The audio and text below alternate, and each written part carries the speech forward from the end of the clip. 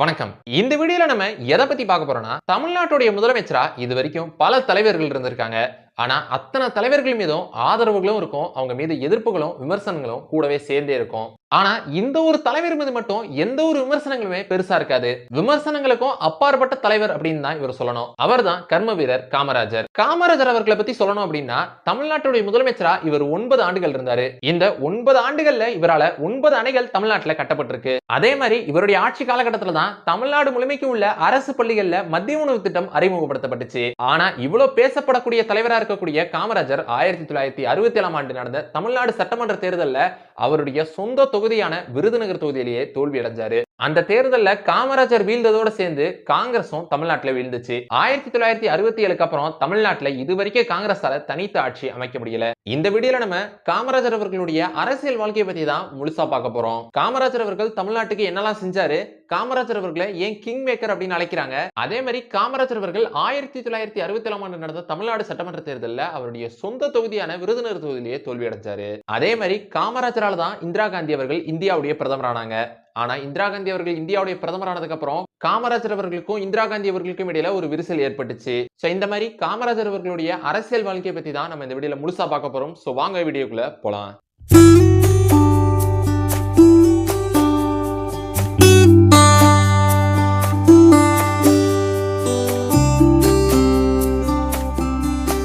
காமராஜர் அவர்கள் 1954ஆம் ஆண்டு தமிழ்நாட்டுடைய முதலமைச்சரானாரு. அதாவது அன்றைக்கு மெட்ராஸ் ஸ்டேட்டா இருந்துச்சு. முதல்ல காமராஜர் அவர்கள் எப்படி முதலமைச்சரானாரு அப்படின்னு பாத்துக்கிட்டோம்னா, காமராஜருக்கு முன்னாடி மெட்ராஸ் ஸ்டேட்டுடைய முதலமைச்சராக இருந்தவர் ராஜாஜி. ஆனா 1953ஆம் ஆண்டு மெட்ராஸ் ஸ்டேட்ல இருந்து ஆந்திர பிரதேஷ் தனியா பிரிக்கப்பட்டுச்சு. அது மட்டும் இல்லாம அன்றைய ராஜாஜி அரசு குலக்கல்வியை கொண்டு வந்திருந்தாங்க. இது ரெண்டுமே மிகப்பெரிய எதிர்ப்பை மக்கள் மத்தியில உண்டாக்குச்சு. இதனால அன்றைக்கு ராஜாஜி அவர்கள் முதலமைச்சர் பதவியை ராஜினாமா செய்ய வேண்டிய ஒரு நிலைக்கு தள்ளப்பட்டாரு. இதையொட்டி ராஜாஜி அவர்கள் முதலமைச்சர் பதவியையும் ராஜினாமா செஞ்சாரு. ராஜாஜி அவர்கள் முதலமைச்சர் பதவியை ராஜினாமா செஞ்சதுக்கு அப்புறம் அன்றைக்கு மெட்ராஸ் ஸ்டேட்டுடைய முதலமைச்சராக காமராஜர் ஆனாரு. அப்படி காமராஜர் அவர்கள் மெட்ராஸ் ஸ்டேட்டுடைய முதலமைச்சர் ஆனதுக்கு அப்புறம் பல சாதனைகள் அவருடைய ஆட்சி காலகட்டத்தில் செய்யப்பட்டுச்சு. அதெல்லாம் என்னென்ன அப்படின்றத இப்ப நம்ம பார்க்கலாம். முதல்ல காமராஜர் அவர்களுடைய ஆட்சி காலகட்டத்தில் கல்வியை இலவசமாக்குனாரு. முக்கியமா first standard to 11th standard வரைக்கும் பயிலும் மாணவ மாணவிகளுக்கு இலவச கல்வி அப்படின்ற அறிவிப்பை காமராஜர் அறிவிச்சாரு. அது மட்டும் இல்லாம அன்னைக்கு பல ஊர்கள்ல உள்ள மாணவ மாணவிகள் ஸ்கூல்ஸுக்கு போறதுக்கு பல கிலோமீட்டர் நடந்து போக வேண்டிய ஒரு நிலை இருந்துச்சு. அதனால காமராஜர் அவர்கள் என்ன செய்யறாருன்னா, ஒவ்வொரு ஊர்ல இருந்துமே 3 கிலோமீட்டருக்குள்ள ஒரு ஸ்கூல் இருக்கணும் அப்படின்னு காமராஜர் அவர்கள் முடிவு செய்யறாரு. இதனாலேயே காமராஜர் அவர்களுடைய ஆட்சி காலகட்டத்தில் கிட்டத்தட்ட 18,000 ஸ்கூல்ஸ் ஓபன் பண்ணப்பட்டுச்சு. அதே மாதிரி முதலா அரசு பள்ளியில பயிலும் மாணவ மாணவிகளுக்கு ஃப்ரீ யூனிஃபார்ம் வழங்குற திட்டத்தையும் காமராஜர் தான் அறிவிச்சாரு. அதே மாதிரி அவருடைய ஆட்சி காலகட்டத்தில் கொண்டு வரப்பட்ட ஒரு முக்கியமான திட்டம் தான் அரசு பள்ளியில பயிலும் மாணவ மாணவிகளுக்கு மதியம் உணவு வழங்குகின்ற மதிய உணவு திட்டத்தை அறிவிச்சது. இப்படி கல்விக்காண்டி பல திட்டங்களை காமராஜர் அறிவிச்ச காரணத்தினாலதான் அவரை கல்விக்கண் திறந்த காமராஜர் கல்வி தந்தை அப்படின்னு அழைக்கிறாங்க. இந்த நிலையில தான் 1957 தேர்தல் 1962 தேர்தல்னு தொடர்ந்து வெற்றி பெற்று தொடர்ந்து 3வது முறையா காமராஜர் முதலமைச்சரானாரு. இந்த சமயத்துல தான் 1963ஆம் ஆண்டு காங்கிரஸ் கட்சியினுடைய மக்கள் செல்வாக்கு அப்படின்றது குறைஞ்சுக்கிட்டே வருது அப்படின்றத தெரிஞ்சுக்கிட்ட காமராஜர் அவர்கள் கட்சியை வளர்க்கணும் அப்படின்னு முடிவு செஞ்சு கே பிளான் அப்படின்ற ஒரு பிளானை வகுக்கிறாரு. அந்த பிளான் படி காங்கிரஸ்ல உள்ள முக்கிய தலைவர்கள்லாம் அவங்க வகிக்கின்ற அரசியல் பதவிகளை ராஜினாமா செஞ்சுட்டு கட்சி பணிகளை செய்ய ஆரம்பிக்கணும் அப்படின்றது தான் இந்த கே பிளான். அதன்படி முதல் ஆளா காமராஜர் அவர்கள் முதலமைச்சர் பதவியை ராஜினாமா செஞ்சுட்டு கட்சி பணியை செய்ய ஆரம்பிக்கிறாரு. இந்த சமயத்துல தான் காமராஜர் அவர்கள் அகில இந்திய காங்கிரசினுடைய தலைவரானாரு. இந்த சமயத்துல 1964ஆம் ஆண்டு அன்றைய இந்திய பிரதமர் ஜவஹர்லால் நேரு இறக்குறாரு. ஜவஹர்லால் நேரு இறந்ததுக்கு அப்புறம் இந்தியாவுடைய பிரதமராகிற வாய்ப்பு காமராஜர் அவர்களை தேடி வந்துச்சு. ஏன்னா காமராஜர் அவர்கள் தான் அகில இந்திய காங்கிரசினுடைய தலைவரா இருந்தாரு. ஆனா காமராஜர் அவர்கள் பிரதமராகிற வாய்ப்பை மறுத்துட்டு லால் பகதூர் சாஸ்திரியை இந்தியாவுடைய பிரதமராக்கினாரு. ஆனா 2 வருஷத்துக்கு அப்புறம் 1966ஆம் ஆண்டு லால் பகதூர் சாஸ்திரி இறக்குறாரு. இதனால மீண்டும் காமராஜர் அவர்களுக்கு பிரதமராகிற வாய்ப்பு தேடி வருது. ஆனா இந்த முறையும் அந்த வாய்ப்பை மறுத்துட்டு ஜவஹர்லால் நேரு அவர்களுடைய மகளான இந்திரா காந்தி அவர்களை இந்தியாவுடைய பிரதமரா காமராஜர் ஆக்கினாரு. சோ இப்படி பல பிரதமர்களை உருவாக்கின காரணத்தினாலதான் காமராஜர் அவர்களை கிங் மேக்கர் அப்படின்னு அழைக்கிறாங்க. அப்படி இந்தியாவுடைய பிரதமரா இந்திரா காந்தி அவர்கள் ஆனதுக்கு அப்புறம் இந்திரா காந்தி அவர்களுக்கும் காமராஜர் அவர்களுக்கும் இடையில நிறைய கருத்து முரண்பாடுகள் உண்டாகுது. இதனால இவங்களுக்கு இடையில ஒரு சின்ன பிளவு ஏற்படுது. இந்த சமயத்துல தான் 1967ஆம் ஆண்டு பார்லிமெண்ட் எலெக்ஷன்ஸ் நடக்குது. இந்த பார்லிமெண்ட் எலெக்ஷன்ஸ்ல இந்திரா காந்தி அவர்கள் தலைமையிலான காங்கிரஸ் மிகப்பெரிய வெற்றி பெற்று மீண்டும் இந்திரா காந்தி அவர்கள் இந்தியாவுடைய பிரதமர் ஆனாங்க.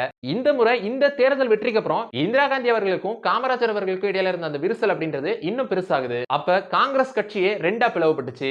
ஒன்னு இந்திரா காந்தி அவர்கள் தலைமையிலான இந்திரா காங்கிரஸ் அப்படின்னும் அதை இண்டிகேட் அப்படின்னு அழைப்பாங்க. மற்றொரு புறம் காமராஜர் அவர்கள் தலைமையிலான சிண்டிகேட் அப்படின்ற ஒரு பிரிவும் பிளவுபட்டு இருந்துச்சு. இதுக்கப்புறம் இந்திரா காந்தி அவர்களுக்கும் காமராஜர் அவர்களுக்கும் இடையில இருந்த அந்த விரிசல் அப்படின்றது இன்னும் பெருசாகுது. இதுக்கப்புறம் 1971ஆம் ஆண்டு மீண்டும் இந்தியாவில் பார்லிமெண்ட் எலெக்ஷன்ஸ் நடந்துச்சு. இந்த எலெக்ஷன்ஸ்ல இந்திரா காந்தி அவர்கள் தலைமையிலான இந்திரா காங்கிரஸும் போட்டியிடுச்சு. மற்றொரு புறம் காமராஜர் அவர்கள் தலைமையிலான சிண்டிகேட் அணியும் போட்டியிடுச்சு. ஆனா இந்த தேர்தலில் இந்திரா காந்தி அவர்கள் தலைமையிலான இந்திரா காங்கிரஸ் 350 இடங்களுக்கும் மேல வெற்றி பெற்று மீண்டும் இந்திரா காந்தி அவர்கள் இந்தியாவுடைய பிரதமர் ஆனாங்க. மறுபுறம் காமராஜர் அவர்கள் தலைமையிலான சிண்டிகேட் அணி படுதோல்வி அடைஞ்சிச்சு. இதுக்கப்புறம் 1975ஆம் ஆண்டு இந்தியால அவசர நிலை இந்திரா காந்தி அவர்களால் பிறப்பிக்கப்பட்டுச்சு. அப்படி இந்தியாவில் எமர்ஜென்சி நிலை அமல்படுத்தப்பட்டதுக்கு அப்புறம் இந்தியாவில் உள்ள அத்தனை எதிர்கட்சி தலைவர்களையும் கைது செஞ்சாங்க. முக்கியமா இந்திரா காந்தி அவர்களுக்கு எதிராக யாரெல்லாம் இருக்காங்களோ அத்தனை அரசியல் கட்சி தலைவர்களையும் கைது செஞ்சாங்க. ஆனா இந்த எமர்ஜென்சி நிலையில இந்திரா காந்தி அவர்களுக்கு எதிராக இருந்த தலைவர்கள்ல கைது செய்யப்படாத ஒரே தலைவர் காமராஜர் அவர்கள் மட்டும்தான். ஏன்னா இந்திரா காந்தி அவர்களை இந்தியாவுடைய பிரதமராக்குனதே காமராஜர் அவர்கள் தான். அதனாலதான் காமராஜர் அவர்களை மட்டும் கைது செய்யல அப்படின்னு சொல்றாங்க. 1954 முதல் 1963 வரை 9 ஆண்டுகள் தமிழ்நாட்டுடைய முதலமைச்சரா காமராஜர் இருந்தாரு. இதுக்கப்புறம் காமராஜருக்கு அடுத்து தமிழ்நாட்டுடைய முதலமைச்சரா காங்கிரஸை சேர்ந்த பக்தவச்சலம் என்பவர் தமிழ்நாட்டுடைய முதலமைச்சராகிறாரு. ஆனா இவர் தமிழ்நாட்டுடைய முதலமைச்சர் ஆனதுக்கு அப்புறமே இவர் மேல நிறைய விமர்சனங்கள் எழத் தொடங்குது. முக்கியமா அன்றைய காலகட்டத்தில் ஹிந்தி திணிப்பு அப்படின்ற ஒண்ணு அதிக அளவில் நடந்துகிட்டு இருந்துச்சு. அதுக்கு எதிராக ஹிந்தி எதிர்ப்பு போராட்டமும் அதிக அளவில் நடந்துகிட்டு இருந்துச்சு. அப்போ இந்த ஹிந்தி எதிர்ப்புக்கு ஆதரவா காங்கிரஸ் உடைய சில தலைவர்கள், காமராஜர் உள்ளிட்ட சில தலைவர்கள் ஹிந்தி எதிர்ப்புக்கு ஆதரவா இருந்தாங்க. ஆனா பக்தவச்சலம் அவர்கள் ஹிந்திக்கு ஆதரவான ஒரு நிலையில தான் இருந்ததா சொல்லப்படுது. இதனாலேயே இது ஒரு விமர்சனமாகுது. அதை தொடர்ந்து அன்றைய காலகட்டத்தில் தமிழ்நாடு முழுமைக்கு நடந்த ஹிந்தி எதிர்ப்பு போராட்டங்கள்ல பெருமளவு இளைஞர்கள் பங்கேற்று இருந்தாங்க. அப்ப அந்த போராட்டத்தை காவலர்கள் கட்டுப்படுத்த முயற்சித்த போது இளைஞர்களுக்கும் காவலர்களுக்கு இடையில ஒரு மோதல் அது ஒரு கலவரமா மாறுது. இந்த கலவரத்துல கிட்டத்தட்ட 70 பேர்ல இருந்து 500 பேர் கிட்ட இறந்திருக்கலாம் அப்படின்னு சொல்றாங்க. ஆனா எக்ஸாக்ட் நம்பர்ஸ் யாருக்கும் தெரியல. இது அன்றைய காங்கிரஸ் அரசுக்கு ஒரு பெரிய விமர்சனமா மாறுது. அதை தொடர்ந்து 1967ஆம் ஆண்டு காங்கிரசும் காமராஜரும் தோத்ததுக்கு ஒரு முக்கிய காரணமா அமைஞ்சது 1964ஆம் ஆண்டு தமிழ்நாட்டில் நிலவின உணவு தட்டுப்பாடு. முக்கியமா அந்த காலகட்டத்தில் உணவு பொருட்களுடைய விலைவாசி அப்படின்றது அதிக அளவில் உயர்ந்திருந்துச்சு. இதுவும் அன்றைய காங்கிரஸ் அரசுக்கு ஒரு பெரிய விமர்சனமா மாறுது. அப்புறம் காமராஜரும் காங்கிரசும் 1967ஆம் ஆண்டு தோத்ததுக்கு ஒரு மிக முக்கியமான காரணமா அமைஞ்சது பேரறிஞர் அண்ணா தொடங்கிய திராவிட முன்னேற்ற கழகம். அன்றைய காலகட்டத்தில் திமுகவினுடைய மக்கள் செல்வாக்கு அப்படின்றது நாளுக்கு நாள் வேகமா வளர்ந்துகிட்டு இருந்துச்சு. அதுக்கு காரணம் அறிஞர் அண்ணாவுடைய பேச்சுக்கள், கருத்துக்கள், சிந்தனைகள், சிந்தாந்தங்கள், அவருடைய செயல்பாடுகள்.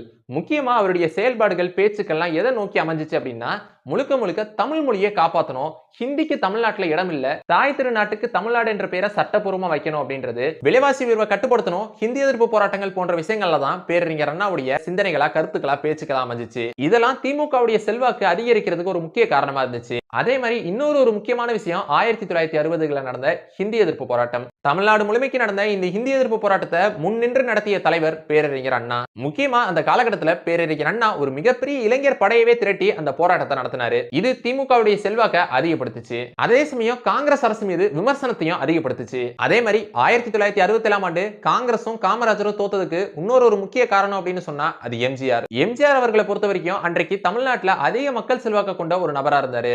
ஏன்னா அன்னைக்கு தமிழ் திரையுலகின் உச்ச நட்சத்திரமா எம்ஜிஆர் இருந்தாரு.